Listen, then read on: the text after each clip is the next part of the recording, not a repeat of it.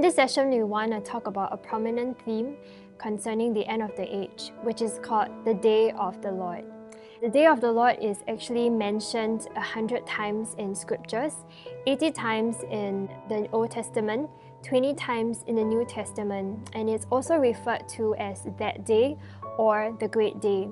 Knowing what the Day of the Lord is will help us to understand minor and major prophets, as well as eschatological books such as Daniel, Joel, and the book of Revelation. This grants us the basis to understand God's heart and also what He is going to do at the end of the age.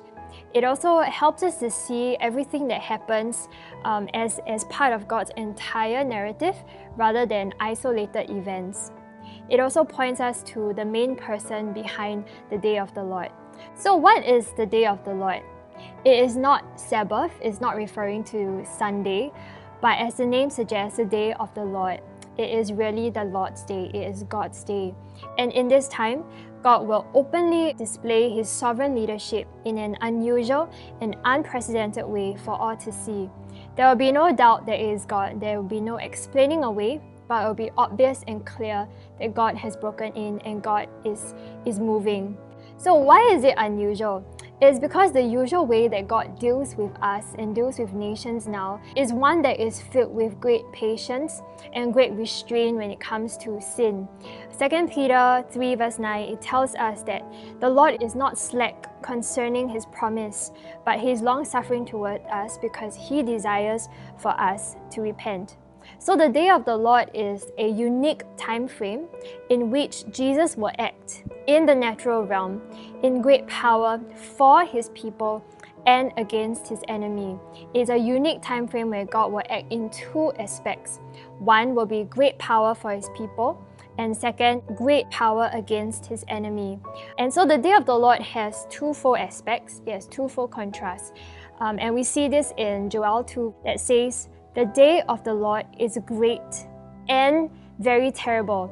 It is not just terrible, but is very terrible.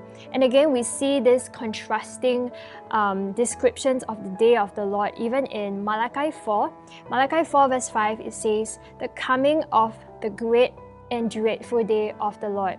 So the day of the Lord is first great because it's a time where He would visit His people with unusual power and blessings. And truly, at the end of the age, the greatest revival is about to come upon His people. And we see this even in the time where Israel was in bondage and slavery in the land of Egypt. We call this the Goshen principle, where God will manifest His supernatural provision, His protection, and even His direction. And it was great for the Israelites because they experienced the deliverance of God when He brought them out of bondage and slavery from Egypt. So the first aspect of the Day of the Lord is that it will be great for His people as He breaks in with unusual power and blessing. The second aspect is the very terrible and dreadful day of the Lord. And this is where God will display His power over those who persist in opposing Him. God is never silent and He's never neutral when it comes to sin. In Psalm 2 verse 4 to 6, in the time of outright rebellion from nations, we see how Jesus responded. He sits upon His throne and He mocks, He laughs, He shows great displeasure. And though God gives ample time for people and nations to respond, there will come a point in time where it's called too late. And we see this even in Noah's time. It was too late for that generation when Noah entered the ark.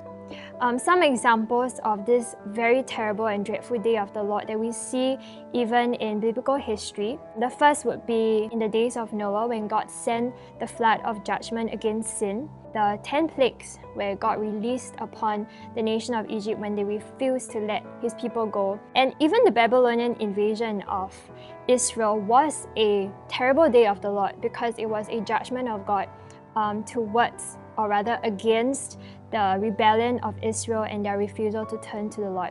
So there are two aspects of the day of the Lord, great and very terrible. And how it turns out for us, it depends on whose side we are on. If we are on His side, then we will experience the greatness of the day of the Lord. But if we are opposing Him and persisting in sin, then we will experience the terror of the day of the Lord.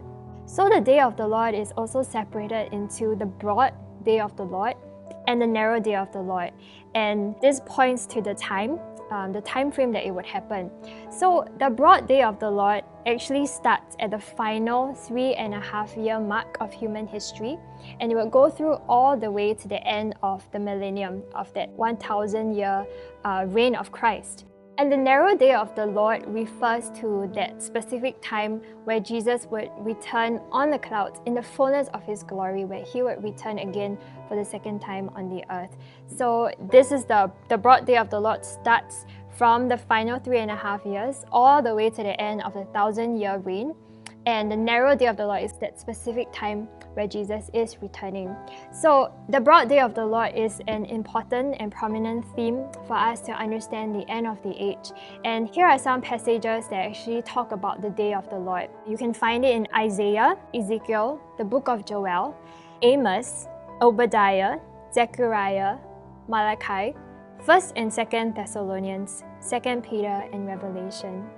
So in the next session, we would dive into some of the positive trend, events, and personalities that we would even see at the end of the age. So stay tuned and see you.